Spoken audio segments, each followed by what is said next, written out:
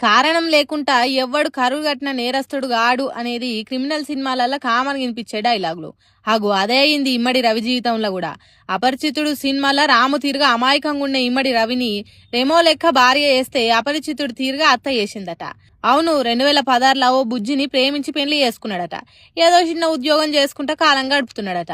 కానీ భార్యకు అత్తకు పైసల మీద ఆశ ఎక్కువ ఉన్నదో ఏమో. ఏమైనా రవిని నీకు సంపాదించే శక్తి లేదు, నీకేది శాత కాదు, నీకంటే పెట్రోల్ బంక్లలో పనిచేసేటోళ్ళు, గుమాస్తాలు, సెక్యూరిటీ గార్డులు నయం అన్నట్టు ఎక్కిరిచ్చినట్టు మాట్లాడేటోళ్ళట. పాపం ఆ మాటలు వినలేక ఎంత తిప్పలబడ్డాడో ఏమో. అందుకే ఆలోచించి ఓ దినమంతా ఆలోచించి ఐబొమ్మ బప్పం టీవీలను తయారు చేసిండట. వాటితోని బెట్టింగ్ యాప్లలో పైసలు పెట్టుండని ప్రమోషన్లు చేసి కోట్ల కొద్ది పైసలు సంపాదించిండట. పైసలు పుష్కలంగా వస్తే మస్తు మర్యాద ఇస్తారనుకుంటే నీతోని బతుకుడు ఇష్టం లేదు అన్నట్టు డాకులు తీసుకున్నదట.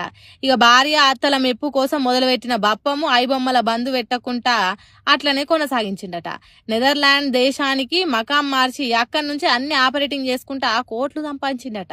అంటే చూడుండ్రి, భార్య అత్తలు కలిసి అమాయకుని అంతర్జాతీయ స్థాయి క్రిమినల్ చేసిండ్రు. గోరు గీసినంత హింస చేయకుండానే మనిషిని మానసికంగా చంపిండ్రు. ఎంత గొప్ప భార్యమని అంతకంటే ఎక్కువ గొప్ప అత్త. అబ్బా, మీ టార్చర్లకు జోహార్లు అని అంటున్నారట ఇన్ని రోజులు ఐబొమ్మల సినిమాలు చూసిన జనము.